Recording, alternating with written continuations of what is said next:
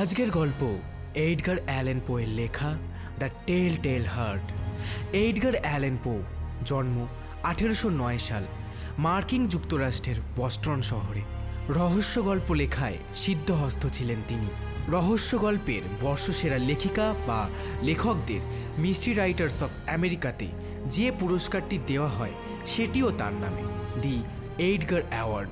আজকের গল্প the tell tale heart প্রথম প্রকাশিত হয় 1843 সালে জানুয়ারি মাসে। গল্পটি প্রাথমিকভাবে অনুবাদ করেছেন অদৃশ বর্ধন। টিম গপ্পলেন শ্রোতাদের স্বার্থে কিছু পরিবর্তন করেছে। আশা করি শ্রোতাদের তা ভালো লাগবে। আজকের গল্পে সূত্রধর ও পুলিশের চরিত্রে আমি অনিরুদ্ধ, গল্প পাঠে অঙ্কনশ্রী হালদার এবং দ্বিতীয় অফিসারের চরিত্রে অসিত নস্কর। শুরু হচ্ছে আজকের গল্প এডগার অ্যালেন পোয়ের লেখা দ্য টেল টেল হার্ট।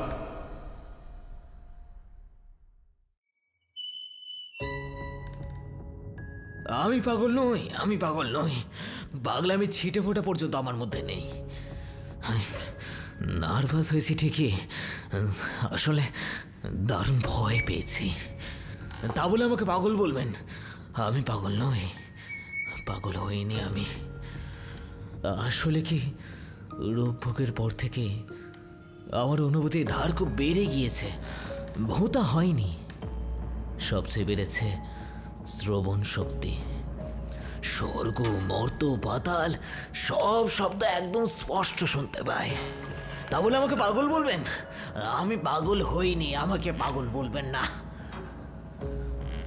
পাগল আমি নয়। আইডিয়াটা না, মনে নেই, বলতে পারবো না আপনাদেরকে আইডিয়াটা কিভাবে মাথায় এলো, কিন্তু মগজে ঢোকবার পর থেকেই না ইচ্ছেটা আমাকে ভূতের মতো তাড়িয়ে নিয়ে বেড়াচ্ছে, আমাকে দিনে রাতে সমানে। উদ্দেশ্য কিছুই নেই, আবেগও নেই। বুড়োকে আমি ভালোবাসতাম, আমার কোনো ক্ষতি কিন্তু সে করেনি, মনে ব্যথাও দেয়নি। তার সোনা দানার উপরেও আমার কোনো লোভ নেই। শুধু খেপেছি তার দেহের ওই একটা অঙ্গের জন্য। ওই ভোর নিচে কোটরে ঢোকা চোখ, হালকা নীল রঙের খুব পাতলা স্তর দিয়ে ঢাকা, ঠিক শকুনের মতো চোখ, ওইটার জন্য। ওই কুৎসিত শকুনের মতো চোখের দৃষ্টি আমার উপর নিবদ্ধ হলেই আমার রক্ত হিম হয়ে যেত। তাই ধীরে ধীরে খুব আস্তে আস্তে একটু একটু করে নিজের মনকে শক্ত করেছি। বুড়োর প্রাণ নেব তবেই যদি ওই চোখের চাউনি থেকে আমার মুক্তি পাই।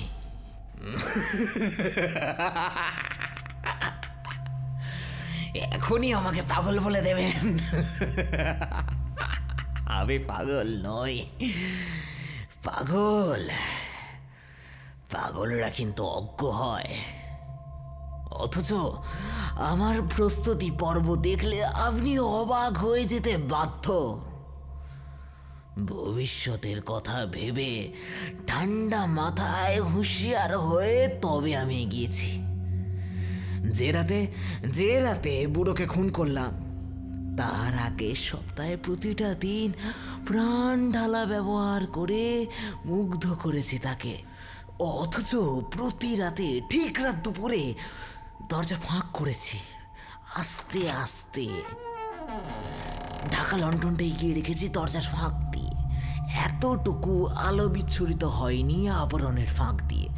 তারপর মুন্ডুটা ঢুকিয়েছি যারা একটি ঘন্টা ধরে পাছে বুড়োর ঘুম ভেঙে যায়, সেই জন্য এত হুঁশিয়ারি। পাগল কি এত সাবধান হতে পারে? বলুন, আপনারা বলুন, পাগল কি এতটা সাবধান হতে পারে? আমি পাগল নই। মুন্ডুটা পুরোপুরি ঢোকাবার পর একটু একটু করে ফাঁকা করেছি লণ্ঠনের আবরণ, যাতে অতি সরু একটি রশ্মি গিয়ে বুড়োর শকুনের মতো চোখের উপর গিয়ে পড়ে। সারা রাত এই কাণ্ড করেছি। ঠিক ঠিক রাত দুপুরে আলোর রেখা তাক করে ফেলেছি চোখের ওপরে। প্রতিবারেই দেখেছি চোখটা বন্ধ, তাই কাজটা শুরু করতে পারিনি। কেননা বুড়ো তো আমার মাথায় খুন চাপায়নি, আমার মাথায় তো বুড়ো খুন চাপায়নি, চাপিয়েছে ওই কোটরে ঢোকা শকুনের মতো অলক্ষণে চোখ। কিছু না করতে পেরে প্রত্যেক দিন আস্তে আস্তে ঘরে ঢুকে পড়েছি। পরের দিন সকাল হয়েছে, কুশল জিজ্ঞাসা করেছি, সারা রাত কেমন ঘুম হলো তার খোঁজ নিয়েছি। বুড়ো ঘুণাক্ষরেও সন্দেহ করতে পারিনি রাত দুপুর হলেই আমি কেন তার ঘুমন্ত চোখের উপরে আলো ফেলে বসে থেকেছি ওত পেতে। অষ্টম দিন আরো সন্তর্পণে দরজা ফাঁক করেছি, লণ্ঠন ঢুকিয়ে মেঝেতে রেখেছি। মনে মনে মজা পেয়েছে বুড়োর অবস্থাটা কল্পনা করে। ঘুমাচ্ছে অঘরে, জানে না আমি ওত পেতে বসে আছি তাকে খুন করবার জন্য। ভাবতে শুষ্ক নিরস হাসিটা আর চাপতে পারিনি, খুব খুব শব্দ বেরিয়ে এসেছিল গলা দিয়ে। কি ওখানে? আওয়াজটা শুনেই যেন চমকে উঠল পুরো, বিছানাটা হালকা নড়ে উঠল। আমি কিন্তু মাথা টেনে নিয়ে পালালাম না, দাঁড়িয়ে রইলাম কাঠের মতো। কেননা ঘরে মিশমিশে অন্ধকার, চোর ডাকাতের ভয়ে জানালাগুলো বন্ধ, কাজেই আমাকে চোখে পড়বে না। তাই একটু একটু করে বড় করতে লাগলাম জানালার ফাঁক। মুন্ডটা পুরোপুরি ঢুকিয়ে যেই লণ্ঠনটা খুলতে গিয়েছে টিনের আবরণের ওপর আমার বুড়ো আঙুলটা পিছলে যাওয়া একটা আওয়াজ হলো। তড়াক করে বিছানায় উঠে বসলো বুড়ো। আমি সাড়া দিলাম না, নিশারে দাঁড়িয়ে রইলাম। 1 ঘন্টা খাড়া রইলাম একভাবে। বুড়ো বসে রইল ভয়ে কাঠ হয়ে। গত 7টা দিন আমি যেভাবে কান খাড়া করে রাত কাটিয়েছি এই ঘরে, ঠিক সেইভাবে বুড়ো উৎকর্ণ হয়ে শুনছে দেওয়াল ঘরেটার টিক টিক টিক শব্দ।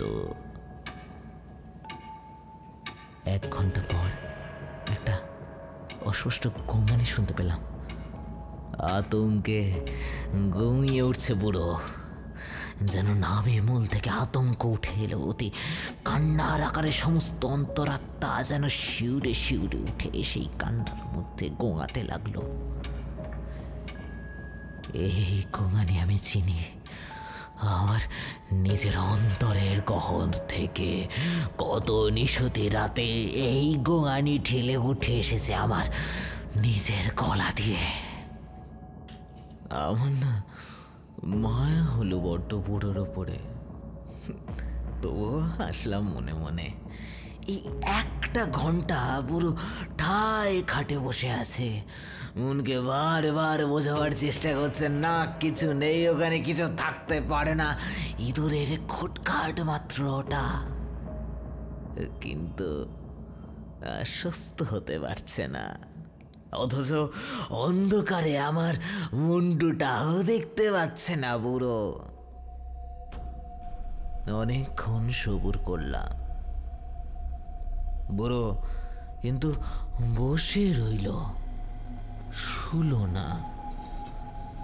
তাই আস্তে আস্তে সরিয়ে দিলাম লণ্ঠনের আবরণ। মাকড়সার জালের মতো সূক্ষ্ম একটা রশ্মি গিয়ে পড়ল শকুন চোখের উপর।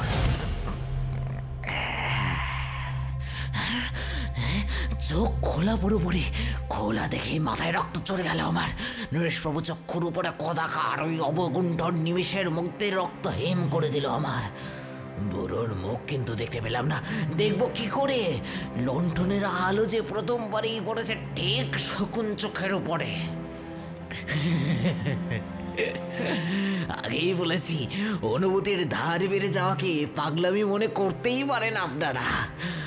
আমি কিন্তু স্পষ্ট একটা শব্দ শুনলাম, একটা দ্রুত চাপা শব্দ, ঠিক যেন তুলোয় মোড়া একটা ঘড়ি চলছে।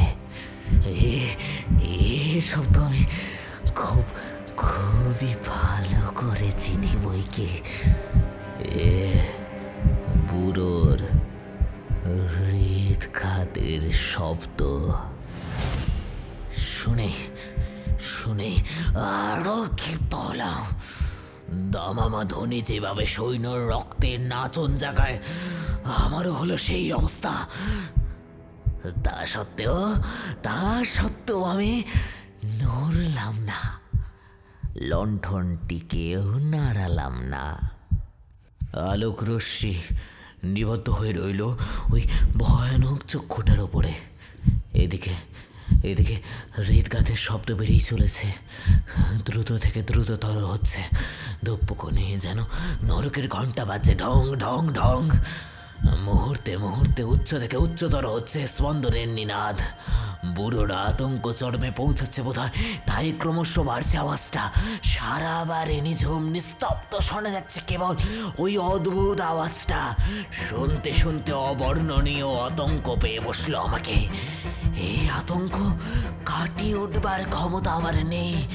তা সত্ত্বেও বেশ কিছুক্ষণ কাঠ হয়ে দাঁড়িয়ে রইলাম অন্ধকারে। কিন্তু হৃদঘাত যে বেরিয়ে চলেছে, ফেটে যাবে নাকি বুড়োর হৃৎপিণ্ড? শুনতে আরো একটি ভয় উকি দিল মনের মধ্যে।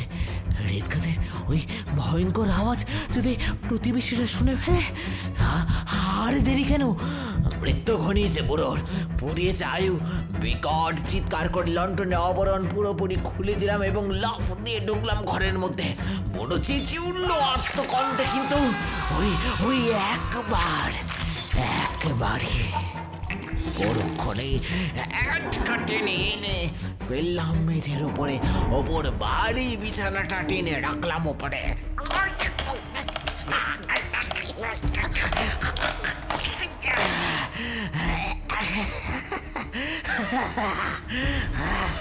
হাসতে লাগলো মনের আনন্দে।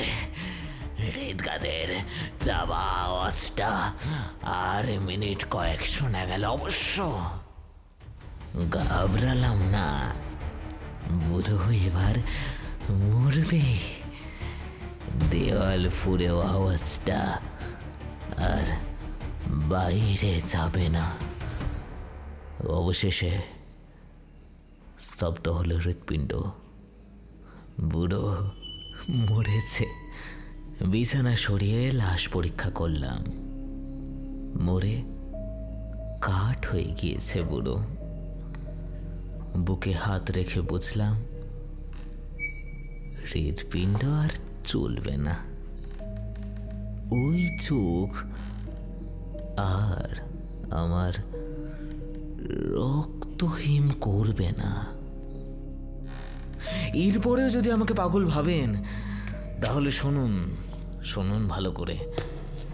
এরপর কি করলাম? সারা রাত ধরে নিঃশব্দে দেহটাকে টুকরো টুকরো করলাম। ধর থেকে মুন্ডু, হাত, পা আলাদা করে ফেললাম। তারপর মেঝের 3টে তক্তা সরিয়ে পুঁতে ফেললাম খণ্ড বিখণ্ড লাশটাকে। তক্তা বসিয়ে দেওয়ার পর কোথাও কোনো চিহ্ন রইল না, কোথাও কোনো চিহ্ন রাখলাম না। কোনো মানুষের চোখের পক্ষে, এমনকি বুড়োর শকুন চোখের পক্ষেও আর বোঝা সম্ভব নয়। রক্ত, ভাবলেন রক্তটা কি করলাম? একটা বালতি ভর্তি করে ফেলে দিলাম বাইরে। 1 বালতি রক্ত, 1 বালতি ভর্তি তাজা টকটকে গাঢ় লাল রঙের রক্তটা বাইরে ফেলে দিলাম।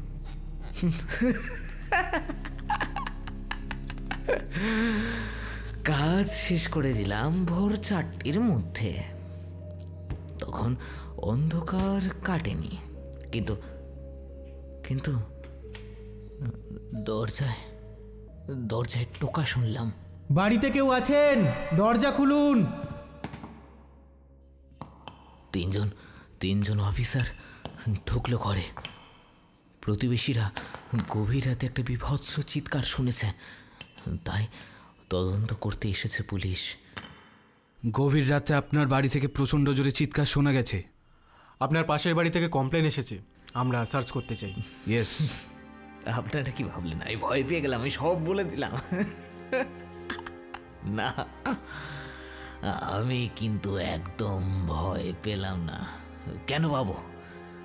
ভয় আর কাকে? ভয় পাবো কাকে পাবো, সেই চোখ তো আর নেই।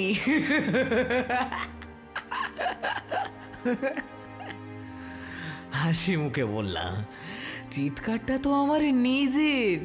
বুড়ো তো এখন এ দেশেই নেই, সে বাইরে গেছে।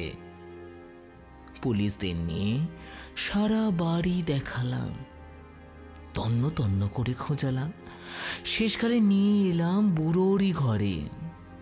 সোনা দানা যেমন তেমনি রয়েছে, কিছুই খোয়া যায়নি দেখে আশ্বস্ত হলো তারা।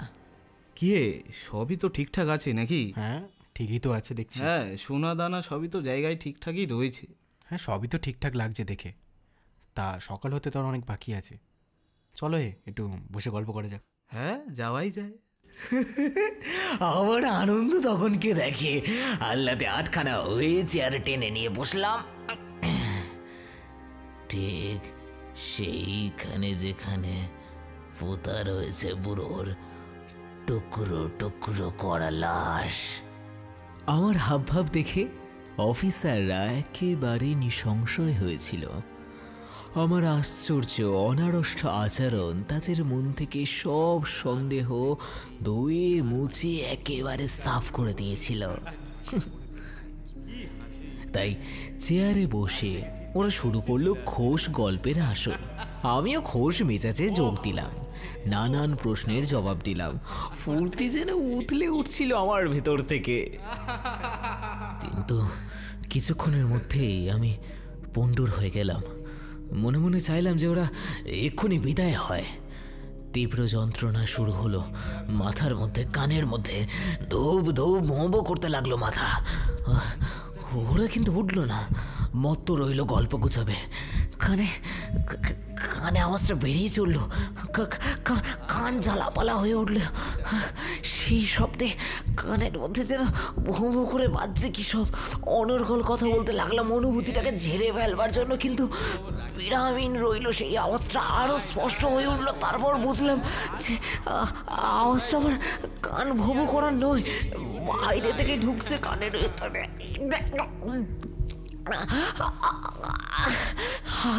আরো ফ্যাকাশে হয়ে গেলাম, আরো কথা বলতে লাগলাম, আরো চড়ে চড়ে শব্দটা তবুও বেড়ে চললো। একটা চাপা দ্রুত শব্দ, ঠিক যেন তবুই মোড়া ঘড়ি চলছে। দম আটকে এলো আমার। কিন্তু কি আশ্চর্য, অফিসাররা কেউ শুনতে পেল না সেই আশ্চর্য আওয়াজ। আমি আরো জোরে জোরে বেগে কথা বলতে চললাম, তালে তালে তাল মিলিয়ে বাড়তে লাগলো আওয়াজটা। আওয়াজটা সেই মাত্রায় বৃদ্ধি পেল। অফিসাররা কিছুতেই বিদায় হচ্ছে না দেখে পাগলের মতো পদচারণা করতে লাগলাম। সামান্য চেয়ার থেকে উঠে তুচ্ছ ব্যাপার নিয়ে গলাবাজি করতে লাগলাম। আওয়াজটা সেই মাত্রায় বৃদ্ধি পেল। অফিসাররা কিছুতেই বিদায় হচ্ছে না দেখে পাগলের মতো পদচারণা করতে লাগলাম। ঘরের মধ্যে চেঁচালাম, গলার শিরা তুলে ধূপ ধূপ ধূপ আওয়াজটা বাড়তে লাগলো সমানে। হে ভগবান, হে ভগবান, কি করি আমি? রাগে ফুঁসতে লাগলাম, উত্তেজনায় ছটফট করতে লাগলাম, আতঙ্কে মুখে যা যা এলো তাই বলতে লাগলাম। চেয়ারটা মাথার উপরে তুলে আছাড় মারলাম মেঝের পাটাতনের ওপরে।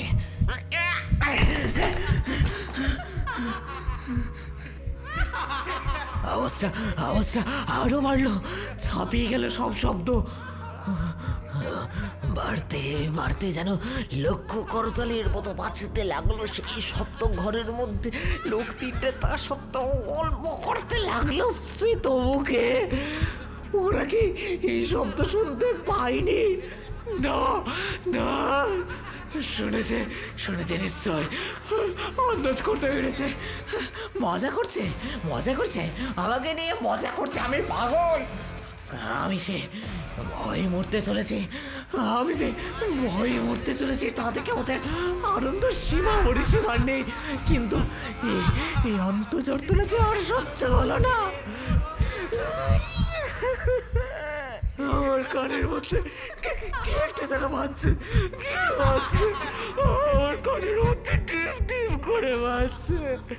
আর তোমরা কি শুনতে পাচ্ছ না? তোমরা কি শুনতে পাচ্ছ না? শুধু আসছো কেন, আসছো কেন? আমার আচ্ছা আচ্ছা, আমি পাগল, আমি উন্মাদ পাগল। এই শব্দ তামা আমাকে করে করে শেষ করে দিচ্ছে। এই শব্দ তামা কি করে যায়, কি করবো? যা করে হোক, কিন্তু এই ব্যথা শুইতে আমি আর পাচ্ছি না। ওদের কপট হাসিও আর দেখতে পাচ্ছি না। অবসান ঘটক এই প্রহসনের। গলা ফাটিয়ে চেঁচিয়ে বললাম, তুই সব নষ্টের গোড়া। তুই যতদিন বেঁচেছিলিস ততদিন চালিয়েছিস। মরে কেউ বেঁচে যাচ্ছিস না,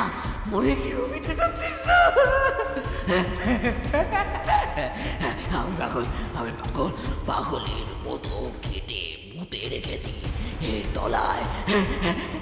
আপনারা বসে কেন?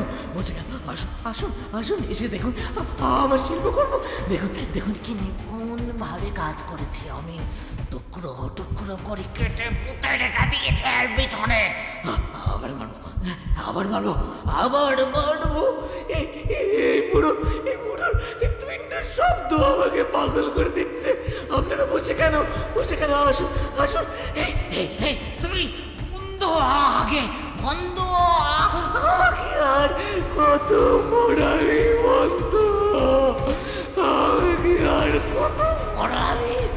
বন্ধ।